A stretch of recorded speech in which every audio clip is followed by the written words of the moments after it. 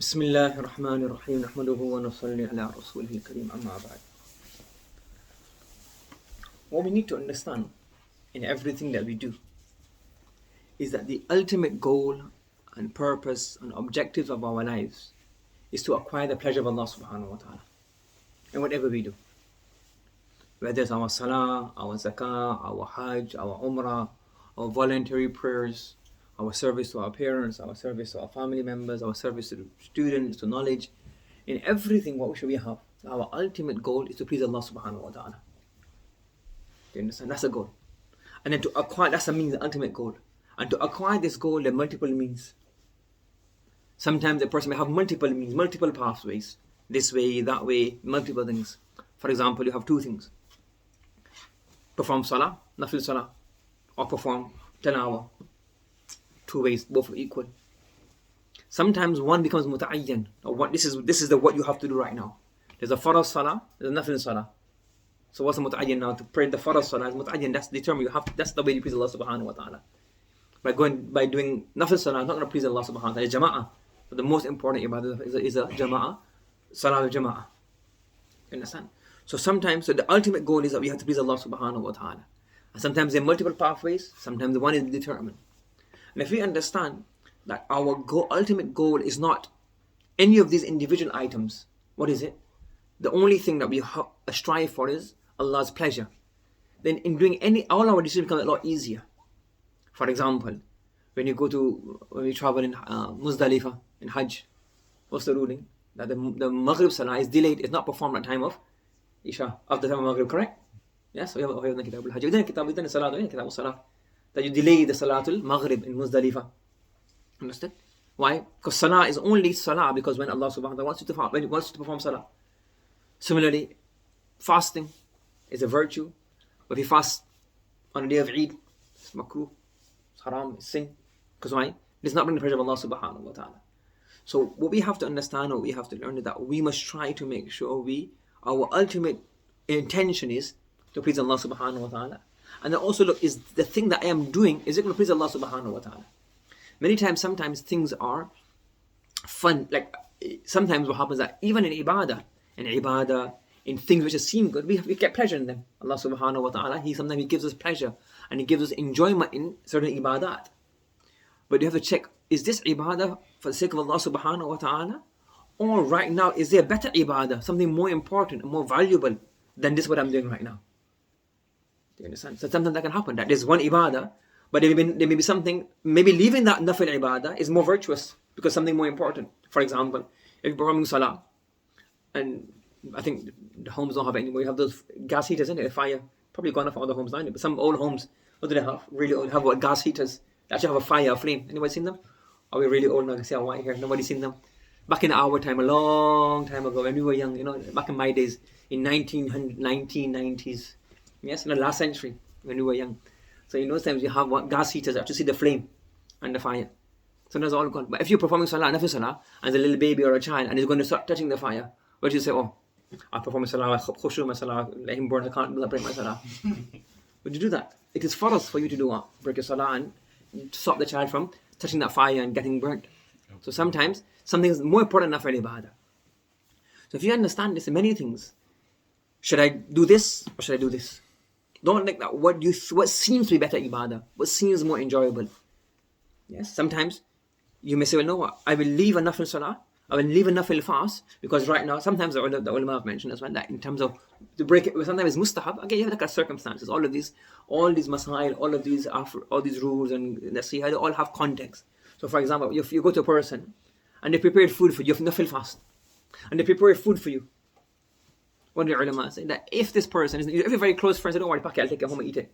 I'm fasting, not a problem. But if somebody, they didn't know you were fasting, they prepared food for you, go to their house and they've got food for you. If that person might feel a bit offended, or that person might say, just break your nafil fast and just eat from the food. Why? Because that's also a form of ibadah. You understand? There's some, I can't remember, it's one of the statements of one of the tabi'in. He said that speaking to my friends, taking time out and speaking to friends is also an ibadah. Sometimes relaxing, sometimes having a joke is also an ibadah. So you have to understand. Sometimes, even for example here, some people join Murdusa.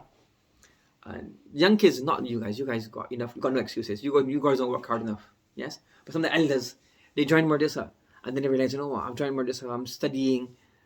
What about my family, my wife? She needs a bit more time. So if that's the case, like some people join Murdisa and your wife's expecting. Your wife's expecting and you're the only person in the family, then why are you trying to spend an extra 3 hours doing a course? Right now your wife, you're the only person, you're in a foreign country, two of you together, and you're joining a course. It doesn't make sense. This course is nothing. Looking after your spouse is farad. It's more important. Sometimes you have some people sisters join the class, and then they realize, and then they start neglecting the family. You have little kids. Now sometimes, what's your need to please Allah subhanahu wa ta'ala? That's more important. But if you're going to say, well, your kids, the maktab is not learning the maktab sabak properly, or not spending time with them, remember, this is also important. What will please Allah subhanahu wa ta'ala? Like in everything. You have a job, but now you're trying to do what? Some people in other countries, they're trying to join like late at night, 11 o'clock, 12 o'clock at night time, and their foot is at risk. They feel tired, they wake up next morning late for their jobs. So you have to look, what's your farad? Everything has priorities. And if you understand your priorities, then you realize, you know what? I'm not trying to discourage anybody. I'm trying to say to somebody, sit back and ponder. Things can be done. Some people wake up 3 o'clock in the morning, and they do it. For 3 years they've been doing it. Some people have 4 or 5 kids and they're doing sabak and murdisa and teaching and do so much more. It's like, how do they even do this? I don't know. Allah gives them barakah in their time. It can't be done. I'm not discouraging anybody. I'm saying that sometimes sit back and think. Is it more important for me to teach all of these books? Sometimes my teenage boys are growing up, teenage girls are growing up. I need to spend time with them. Talk to them, create a friendship with them, so that when they get older, I might be saying, okay, I'm doing this, I'm going, spending time in this bayan, I'm coming to do this course, learning this hadith, and you have no connection with your children when they get 13, 14, 15, 16, nothing to do with you, and you've lost children. So you're trying to learn enough knowledge, and the children whose tarbiyah follows upon you, you've left that. So always analyze, say, what's more important right now? Not you guys, all of you are under 16, 17, your focus is not to study. That's it, nothing else. But those are getting a bit older. Is studying more important right now? Is marriage more important right now? It's also a possibility sometimes.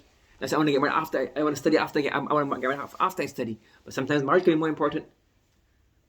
Yes, I'm just, he's good. Don't blush. Yes, it can happen here. Sometimes marriage is more important right now. Sometimes even no, studying is more important right now. All things that each circumstance, just analyze and take back. My ultimate goal is what? To please Allah subhanahu wa ta'ala. Do you understand? And if you do that, sometimes waking up in the morning and going for working at hard work and sweating and earning for your family, it can be more rewarding than doing some other nafil. It is an ibadah itself. So I'm not trying to say that don't do ibadah, I'm not trying to say don't study, I'm not trying to say don't go to bayan, I'm not trying to say don't go to lectures. I'm saying is that all time analyze that. My goal is not these things in itself. My goal is to please Allah subhanahu wa ta'ala. And these things are very obvious. These nawafil ibadah, these nafil ibadah, nafil prayers, voluntary actions, these are very clear-cut ibadat. And the others which you don't see as clear-cut ibadat, or we don't see the fruits immediately, we simple second that, but sometimes they're very important. Spending time with your family, spending time with your kids. This is an ibadah in itself. Why? Because you have to have that relationship with your how can you be, if you can tell your kids that don't do this, if you said, "Beta, don't do this," and you have no connection with them, no friendship, no connection, no relationship, he's going to think, why are you bothered? You don't even care about us at all. When you get older, they have a tanaffur and kind of a alert. They want to listen to you. If you never spoke to them when they were younger, when you were different, then where were they want to listen when you're older? So all of these things, you have to look at this. And our ultimate goal, that's why something is, what's more important? Is a career more important? Is a teaching more important? What's more important? Nothing is important. The only thing is Allah's rida, Allah's pleasure. And what brings Allah's pleasure? That's what deen is for, tafaqquh, understanding. That what will bring Allah's pleasure. And always do that. If it means doing ibadah, do ibadah. If it means studying, then study. If it means leaving study, then leave study. If it means leaving ibadah, then leave ibadah. Look at that situation. What at that time? Sometimes staying at home and spending the time with you have elderly parents. So one person says, well, I'm doing a lot of ibadah, nafil ibadah, but you have an elderly mom, elderly grandmom, granddad. They just need someone to talk to. You sit with them and they talk to. Listen to the stories. Stay quiet. Listen to the stories. That's what they want. They want some friendship, companionship. That's an ibadah. It's burdensome, isn't it? You might think, they saying that I'm not interested in. But you just sit there politely, listen, you entertain them, talk to them. This is an ibadah. That might be even more valuable than nafil salah. Because somebody who's elderly, they want companionship, they want some kind of, and you give them that time, you give them that. All of these things, what we have to do is always understand that our goal is to please Allah subhanahu wa ta'ala. And it's not, and pleasing Allah is not only via ibadah. Yes, you have the farais which you have no choice, you have to do these. Your faras salah, your faras sawm, etc., etc. But sometimes you got a choice, go for umrah or go visit your parents. So sometimes visiting parents might be more beneficial, that they yearn to see you. So you have to analyze all of these situations. So ultimate goal is what? To please Allah subhanahu wa ta'ala. And that is out. If you have that in mind, then everything becomes easy. To make decisions becomes very easy. May Allah subhanahu wa ta'ala give us the ability to act upon this. Subhanallah wa bihamdihi, subhanallah wa bihamdihi, wa nashhadu an la ilaha illa anta, nastaghfiruka wa natubu ilayk.